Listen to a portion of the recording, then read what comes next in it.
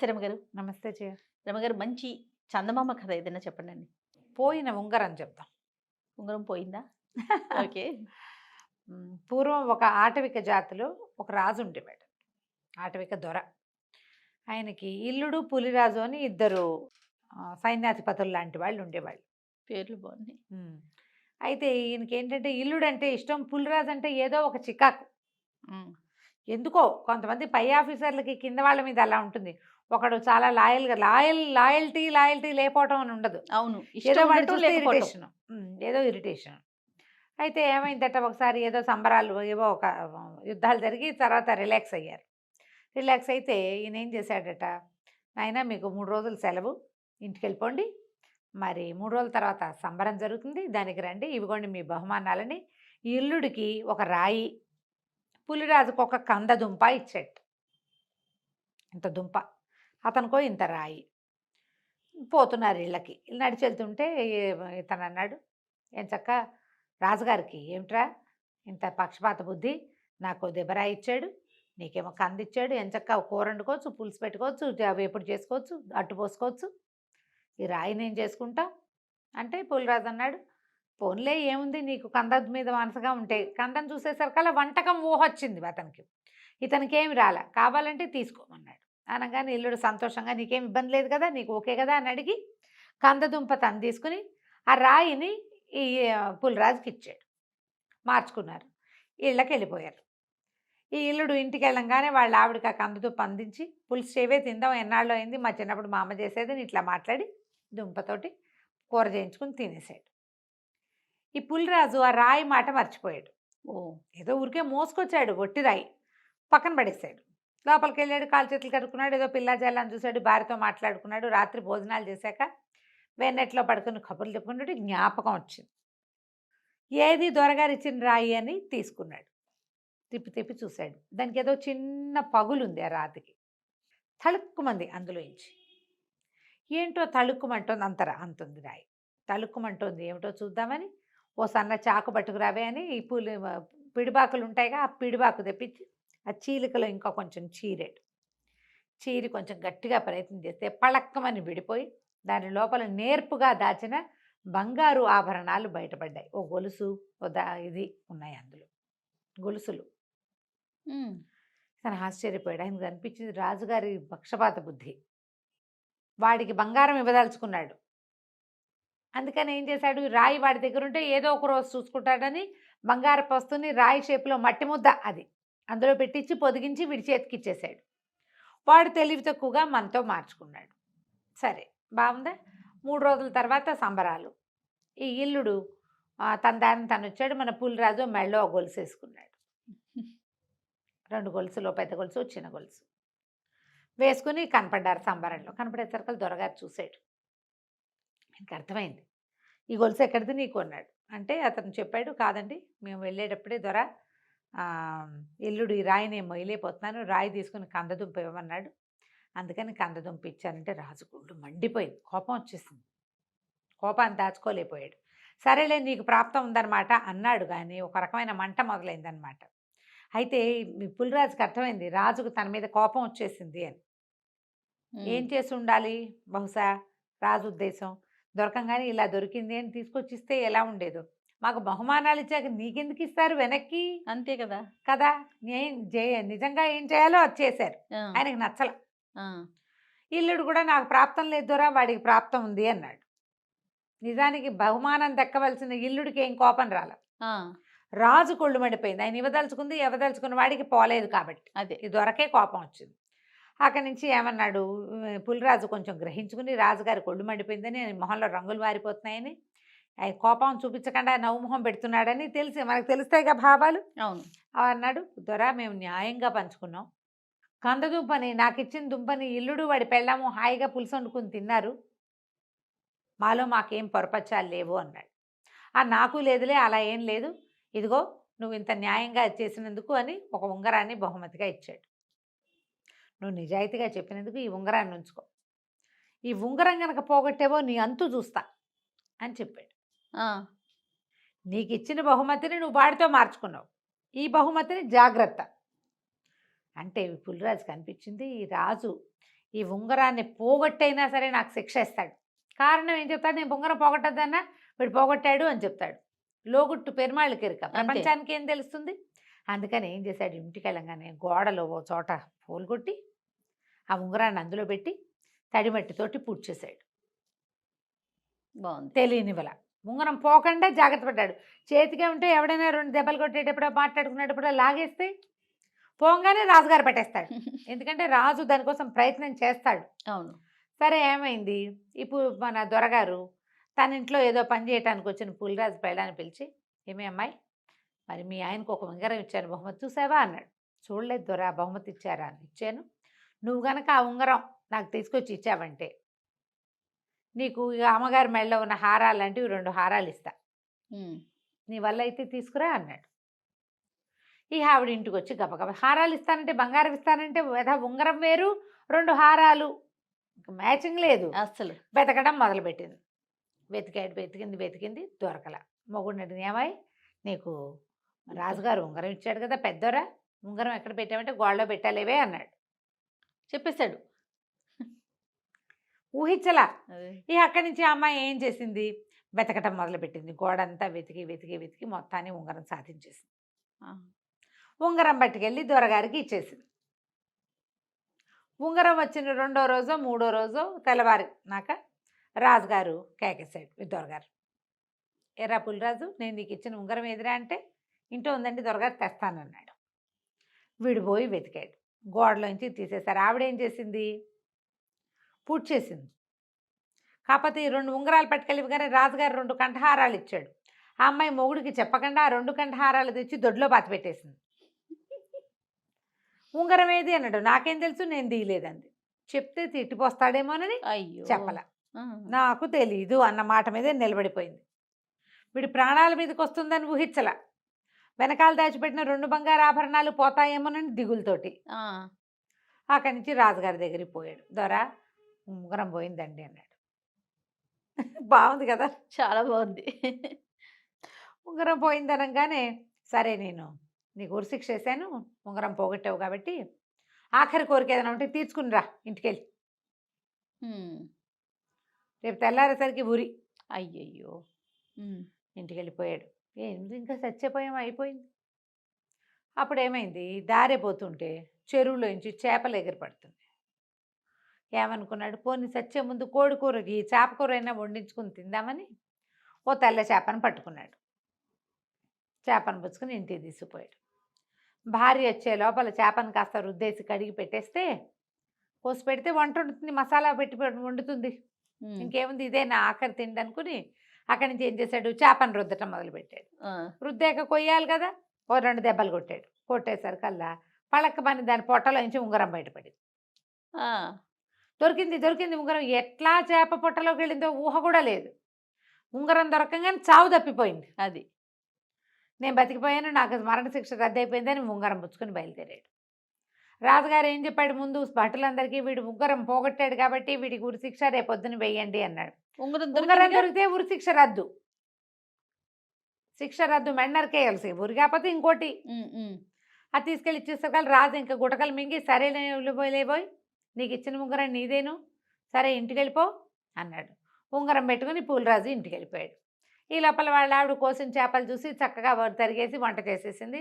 వెళ్ళి చేపల పులుసు వేసుకుని తిని హాయిగా పడుకున్నాడు. ఏం జరిగి ఉంటుంది? బతకాలని రాసున్న వాడికి నూకలున్నాయి. అలాగే ఎట్లాగో కలిసి వస్తుంది. దీనికి పూర్వగాథ ఏం జరిగింది? పులిరాజు పెళ్ళాం ఏం చేసింది? ఉంగరం పట్టుకెళ్ళి ఇచ్చిందా? ఆయన తన తలవైపు ఉండే బల్ల మీద ఆ ఉంగరాన్ని పెట్టాడు. వీడి దగ్గర ఉంగరం కనపడగానే ఆయన వెతికిచ్చాడు, తమ దగ్గర లేదు. వీడి దగ్గరికి ఎలా వచ్చిందో ఆయనకి అర్థం కాలేదు. నీ దగ్గరికి ఎలా వచ్చింది అని అడుగుతారు ఇప్పుడు. అవును, నేను ఆల్రెడీ ఉంగరం నా దగ్గర ఉంది, నా తల పక్కన పెట్టిన ఉంగరం నీ దగ్గరికి ఎలా వచ్చిందని నిలదీయటానికి వీల్లేదు. పులిరాజు వేలికి పెట్టిన ఉంగరం నీ దగ్గరికి ఎలా వచ్చిందంటే రాజు దొంగతనం కూడా బయటపడుతుందా? ఏమైంది? అప్పుడు తల దగ్గర పెట్టేసరికల్లా ఒక ఎలికొకటి తిరుగుతూ ఆ బల్ల మీద నుంచి ఆ ఉంగరాన్ని తోసేసింది. ఆ కింద ఉన్న నీళ్ల కుండలో పడింది ఆ ఉంగరం. కుండలో అడుగున అన్ని నీళ్లున్నాయి. ఆ నీళ్ల కుండ తీసుకెళ్ళిన పనివాడు ఆ కుండని నీటిలో ముంచి, చెరువులో ముంచి నీళ్లు తీసుకొచ్చాడు. చెరువులో ముంచంగానే అందులో ఉన్నది మొదట బయటికి వెళ్ళిపోతుంది కదా. అది చేప మింగింది. అదే చేప మింగింది. ఆ చేపే వీడికి దొరికింది. అసలు చూడండి. బతికే రోజుంటే అసలు ఎంత ప్రమాదాలు ఎంత ఇదైనా సరే అడ్డదిడ్డంగా కాళ్ళు చేతులు మెళ్ళు విరిగిపోయిన వాళ్ళు కూడా బతికేస్తారు జయ. అవునండి. ఎవరో ఒకళ్ళు వాళ్ళని తీసుకెళ్ళి అట్లా రక్షించేస్తారు. ఇంకోళ్ళు ఉంటారు ఏముండదు, చిన్నది ఇక్కడ టిక్కుమని ఇట్లా తగిలింది చనిపోతారు. అలా వచ్చేస్తుంది. వీడికి భూమి మీద నూకలున్నాయి, వాడికి అదృష్టం ఉంది. భార్యే తీసుకెళ్ళి ఆ ఉంగరాన్ని ఇచ్చేసి వీడికి మృత్యు ద్వారాలు తెరిచినా కూడా మళ్ళీ మూసుకుని బయటకు వచ్చేసాడు. బయటకు వచ్చేసాడు. కథ కంచికి మనం ఇంటికి. సూపర్. నమస్తే రమ్మగారు. నమస్తే జయ. నమస్తే రమ్మగారు. నమస్తే జయ.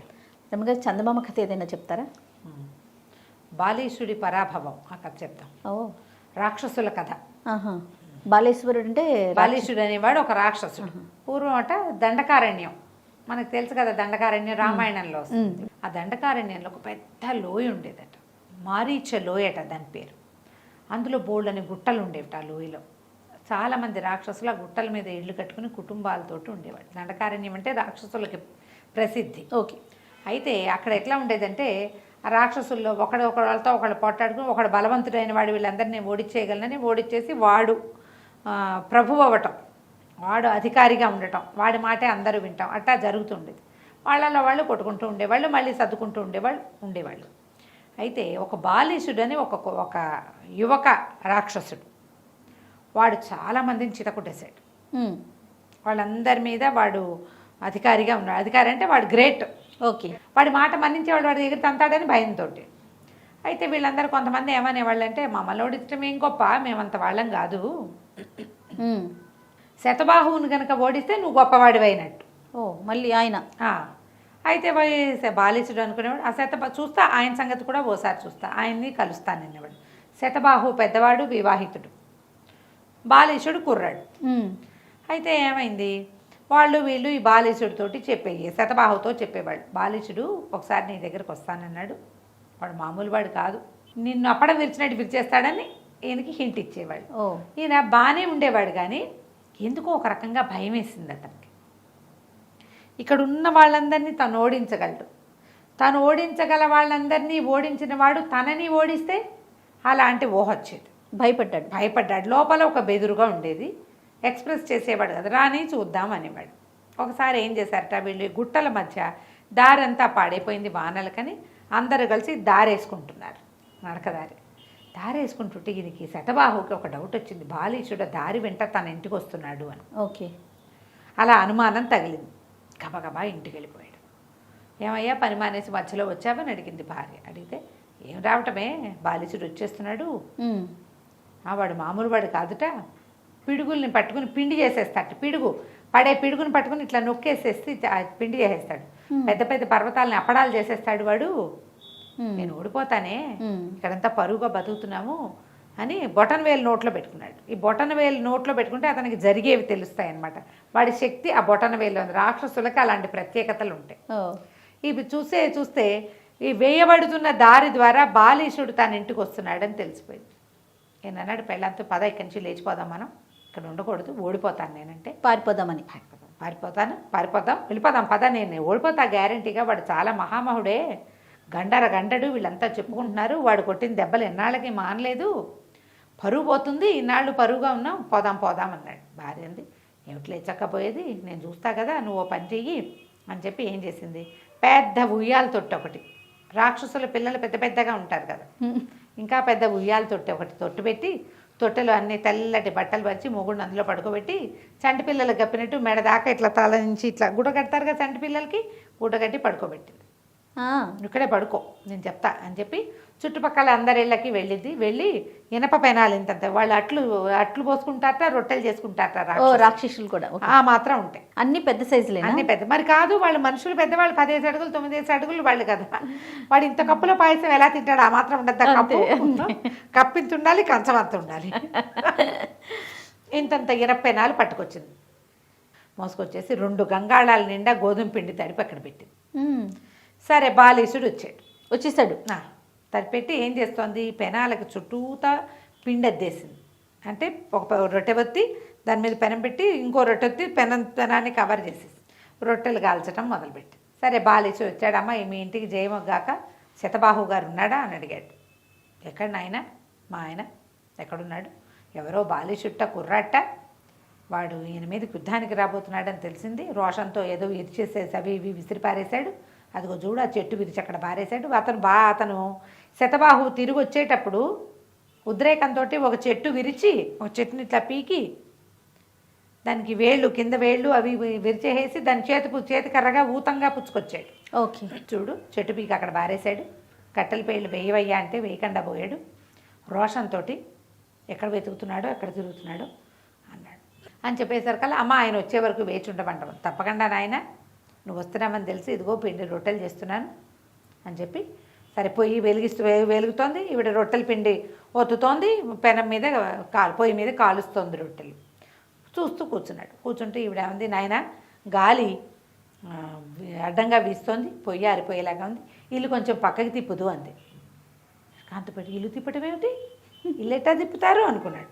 అనుకుంటే ఆవిడంది, మా ఆయన అట్టాగే చేస్తాడు నాయన, ఇక్కడ గాలి కనుక ఎక్కువ వచ్చిందనుకో వాడు పక్కకి తిప్పుతాడు గాలి వాళ్ళు లేకుండా అనేసరికి వీడు అమ్మ బాబాయ్ ఇల్లు తిప్పుతాడా అని వాడికి కుడి చేతి మధ్య వేలు ఇట్లా మెటిక విరవంగానే వాడి బలం పెరిగిపోతుంది. వాడి శక్తి ఆ బొట్టల మధ్య వేల్లో ఉంది. ఓకే. గట్టిగా తిప్పి వేలు లాక్కుని మెటికలు విరిచి అక్కడి నుంచి బలం అంతా పుంజుకొని ఇంటిని పక్కకి తిప్పాడు.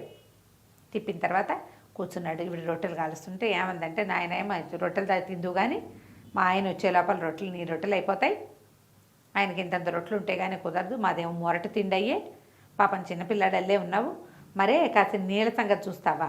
ఎక్కడుందండి బావి అన్నాడు. బావి కాదు నాయన, మా ఆయన ఈ పని చేయాల్సింది, నేను రొట్టెలు పిండి తడిపేసరికి మంచినీళ్ళు అయిపోయినాయి, ఇప్పుడు రొట్టెలతో పాటు తాగడానికి నీళ్లు లేవు, వెనకాల ఒక కొండరాయి ఉంది దాన్ని పగలు తీస్తాడు, ఏదో ఒక కొండరాయి పగలు తీసి అందు భూమిలోంచి పాతాళలోంచి నీళ్ళు తీస్తాడు. తెల్లబడి కొండరాయి పగలు కొడతాడా రోజు నీళ్ళకి? సరే దొడ్లోకి వెళ్ళాడు. వెళ్ళి చూస్తే ఏకంగా 100 అడుగులు ఎత్తున్న రాయి, దాన్ని పగలు తీయాలి. ఇప్పుడు మళ్ళీ వేలు లాక్కున్నాడు. వేళ్ళు లాక్కుని పోయి ఆ కొండని పైనుంచి పట్టుకుని గట్టిగా పగలు తీసి ఒక పెద్ద అగాధంలాగా కోనలాగా తయారైంది. అది అడుగు నీళ్లున్నాయి. ఆవిడ ఇంత పెద్ద చేదేస్తే చేత్తో నీళ్ళతోటి పట్టుకొచ్చాక పెద్ద చెంబులు వేసి పక్క పెట్టి, నాయన ఇదిగో రొట్టెలు తిందురా నాయన అని ఆ రొట్టె తీసి చేతులు పెట్టి, ఈవిడ ఏం చేసింది, రొట్టెకి ప్రిపరేషను మధ్యలో ఇనపనం పెట్టి అటు ఇటు రొట్టె పిండి అద్దేసి దాన్ని కాల్చింది. వాడి చేతిలో పెట్టింది. అతను ఏం చేశాడు, ఏముంది రొట్టె ఇంత పెద్దది తీసుకుని అప్పడంలాగా పటక్కమని కొరికాడు. కొరకంగానే ముందు పళ్ళు 2 పటపటా విరిగిపోయినాయి. ఇనపెనాన్ని కొరికితే ఏమవుతుంది? అయ్య బాబోయ్ ఏమిటి రొట్టె ఏమిటి, నా పళ్ళు ఊడిపోయేలాగా ఉన్నాయి, ఇవేం రొట్టెలు, దిక్కుమాల రొట్టెలు అన్నాడు. అదేమిటి నాయన, మేము రోజు చేసుకుంటాం, మా ఆయన ఇట్టటి 15 అవలీలుగా తినేస్తాడు, రొట్టె రోజు చేసుకునే రొట్టెనే, ఇదిగో పిండి అంటుంది, తడిపి పెట్టిన పిండేమో కనపడుతుంది, చేసి పెట్టిన రొట్టెలు 10 ఉన్నాయి దొంతర, 10 రొట్టెలు ఇవే ఇనప రొట్టెలు, పళ్ళు పట్టపట్టాలు ఆడిపోయినాయి. మా ఆయన రోజు తింటాడు అనేసరికి ఇంకేం చేయాలి, చేతపుచ్చుకున్నాడు. మళ్ళీ ఇంకోసారి కొరికాడు. కొరకంగానే ముందు ఇట్లా పెట్టాడు, పక్క పెట్టేసరికి కూరలు కూడా విరిగినాయి. అమ్మో అన్నాడు. అనగానే ఎప్పుడైనా రొట్టెలు కూడా తినలేవా నువ్వు, తినకపోతే తినపోయావు, బొబ్బలు పెడతావేమిటంటే అరుస్తావు, పిల్లాడు ఉయ్యాల పడుకున్న పిల్లవాడు లేస్తాడు, అదిగో మా అబ్బాయి లేచేశాడు నీ అరుపులకి అనగానే ఉయ్యాల్లో పడుకున్నాడు శతబాహువు. అప్పుడు తొట్టెలో పడుకున్నాడా అని పెద్ద రాగం తీశాడు. నేను కాంతపేట చంటి పిల్లాడు ఉయ్యాల్లో పడుకునే పిల్లాడికి ఇలాంటి గొంత, పసిబిడ్డ గొంత ఎట్లా ఉండాలి? ఆ రాక్షస రాగం వినేసరికి కంగారు పుట్టింది వీడికి. మా అబ్బాయి అవలీలుగా తినేస్తాడయ్యా ఉయ్యాల్లో పడుకున్నవాడు కూడా అని ఈవిడేం చేసింది, ఇంకో ఇంత పెద్ద మామూలు రొట్టెలు కూడా కొన్ని వచ్చి పక్క పెట్టింది. ఓ రొట్టె తీసుకెళ్ళి భర్త చేతికిచ్చి ఉయ్యాల్లో ఏం చేశారు, ఇట్ట మొహానికి మెడకి గుడ్డ కట్టేసి ఉంది, ఉయ్యాలో టపటపా కొరికి నవిలేస్తున్నాడు. కాంతపోయాడు ఈ బాలిచుడు. ఊరు నాయన, ఉయ్యాల్లో పడుకున్న పిల్లాడు టుపు తినేస్తున్నాడే రొట్టెలు పక్క పెట్టాడు. నేను వెళ్ళొస్తానమ్మన్నాడు. వెళ్ళడానికి ఏముంది నాయన, ఏమిటో నువ్వు రొట్టెలు తినలేని కుర్రాడు, నువ్వేం చేస్తావోయ్, నువ్వేదో పగలు తీస్తావని భయపడుతున్నాడు మా ఆయన అని. అసలు తెలుసా మా పిల్లాడు కావాలంటే చూడు మా పిల్లాడి పళ్ళు ఓసారి, ఏది నాన్న నీ పళ్ళు మామయ్యకి చూపించు అంతే. మోసపోయాడు ఈ బాలిచుడు. ఆ ఉయ్యాల తొట్టి దగ్గరికి వెళ్ళి, అదేమో కొంచెం గుహలాగా ఉంది, ఉయ్యాల తొట్టులో పిల్లాడు ఉన్నాడని తెలుస్తోంది కానీ ఆ పిల్లాడు చంటాడో పెద్దాడో వీడికేం తెలుసు. మొహం మీద చేయిబిట్టి ఇట్ట నోట్లో వేలు పెట్టుకోయాడు. పెట్టంగానే ఈ వీడు శతబాకు మధ్య వేలు కొరికేశాడు. అడిలిపోయాడు అతను. ముందు పిల్లాడికి కొరికేసేంత పళ్ళు ఉండటం ఏమిటి, వాడు ఉయ్యాల్లో పడుకోవటం ఏమిటి, మధ్య వెళ్ళి కొరకు మధ్యవేలు కొరికేశాడు. ఇక చేయి వదిలించుకుని అమ్మ నేను వెళ్ళొస్తాను, శతబాహుకి నా నమస్కారాలు చెప్పు, మీ సంసారాన్ని ఎప్పుడు జయిస్తూ ఉండాలమ్మా, మీరే ఈ రాక్షస రాజ్యానికి పెద్దలుగా ఉండాలని ఆవిడకు దండం పెట్టి పారిపోయాడు. మళ్ళీ బాలీచుడు ఆ పరగణాల్లో కనపడలేదు. తెలివిగా ఎలా చేసిందో చూడు. వాడు ఏం చేశాడు, ఇల్లుని పక్క తిప్పి పెట్టేశాడు వీళ్ళకి కావాల్సినట్టు. అంతే. ఆ కొండరాయి పగలు తీసి అందులో ఉన్న మహా అద్భుతమైన నీటిని వీడికి ప్రసాదించి, కానీ ఈయంతో నేను యుద్ధం చేయలేను అని ప్రకటించి పారిపోయాడు. రాక్షసులంతా తర్వాత చాలా కాలం చెప్పుకున్నారు శతబాహు అంటే భయం వాడికి అని. ఈ పరాభవం పొంది తెలివితేటలతోటి, ఆడవాళ్ళ తెలివితోటి, స్త్రీ బుద్ధి ప్రళయాంతక అన్నారు. ఇదిగో చాలా బాగుంది, సరదాగా ఉంది కదా, పిల్లలకి చెప్పడానికి చాలా బాగుంటుంది. చెప్పండి దీన్ని తప్పకుండా. రమగారు నమస్తే. రమగారు నమస్తే. రమగారు, మీరు తెలివైన వాళ్ళ కథలు చెప్తారు, తెలివి తక్కువగా ఉన్న వాళ్ళ కథలు చెప్తారు. ఇప్పుడు ఏం చెప్తున్నారు? తెలివైన వాడి కథ చెప్పు. Very good. ఎప్పుడు కూడా తెలివి తక్కువగాను మనం దొరికిపోతూ ఉంటాం. బాగా తెలివైన వాళ్ళు కూడా అప్పుడప్పుడు తెలివి తక్కువగా దొరికిపోతారు. దానికి ఏం చేయలేము, సమయం. ఈ కథ చాలా బాగుంటుంది, సరదాగా మనం వినడానికి బాగుంటుంది, పిల్లలకి చెప్పుకోవడానికి బాగుంటుంది. పూర్వం ఒక ఊళ్ళోనట ఒక వ్యవసాయదారుడు, చాలా పెద్ద రైతు, బోల్డని పొలాలు ఉండేవి ఆయనకి, ఎడ్లు గిడ్లు కమకం బ్రహ్మాండంగా ఉండేది. కానీ ఆయన పని వాళ్ళకి డబ్బులు ఇచ్చేవాడు కాదు, కొంత పిసినారు. పని వాళ్ళని పెట్టుకుని వాళ్ళకి 2 ఇవి చెప్పేవాడు లెక్కలు. నేను చెప్పింది చెప్పినట్టు చేయకపోతే తీసేస్తా, మీ అంతటా మీరు మానేస్తే నేను రూపాయి జీతం ఇవ్వను, నేను మానిపిస్తేనే డబ్బిస్తా. నేను పంపించాను అనుకో, నువ్వు వెళ్ళిపో అని పంపించాను అనుకో, అప్పుడు జీతం డబ్బులు ఇచ్చి పంపిస్తాను. నువ్వు ఎగ్గొట్టి వెళ్ళిపోతానంటే నేను పని చేయలేక తప్పులు చేస్తే డబ్బు ఇవ్వను నేను. ఇలాంటిది ఇంకొక స్టోరీ ఇంతకుముందు చెప్పుకున్నాం కదా రమ్ గారు. ఒక రైతు వేరే ఆసామి దగ్గర పనికి వెళ్తాడు, గుర్తొచ్చిందా మీకు? అలాంటివే ఇవి ఇక్కడ. ఇది ఒక తెలివనమాట. వాళ్ళు వీళ్ళు ఈయన కాంతం చూసి ఇంతమంది ఉంది, రోజు తిండి గడుస్తుంది కదా అని చేరేవాళ్ళు. తిండి గిండి కుదిరేది. ఆయన ఏదో విపరీత పనులు చెప్పి వాళ్ళు అవి చేయలేక లేచక్కపోయేలాగా చేసేవాడు. డబ్బే ఇచ్చేవాడు కాదు. 20 రోజులు చేశాక బాబోయ్ వీడి చెప్పే పనులు చేయలేకపోతున్నామని పారిపోయేవాళ్ళు, చేత కాకుండేవాళ్ళు. నాకు రాదండి అంటే ఆయనకు నచ్చదు. ఇలా గోలగా ఉండేది. ఊళ్ళో అసలు ఎవ్వరూ, ఒక పాలకాపులు ఎవ్వరూ అతని దగ్గర ఉండేవాళ్ళు కాదు. అయితే పై ఊరు నుంచి ఒక కుర్రాడు వచ్చాడు, వీడు జగమొండి. అయితే వాడు ఏం చేశాడు, ఆ ఊళ్ళో అందరి దగ్గర వెళ్ళి పనులు అడుగుతుంటే వాళ్ళ పక్కపక్క నవ్వేసి, ఈ ఊళ్ళో పనులు ఏం దొరుకుతాయిరా, పెద్ద కాపేమో ఆయన, పెద్ద రైతు, ఆయన దగ్గర చేరిన వాడికి రూపాయి ముట్టదు అని అన్నారు.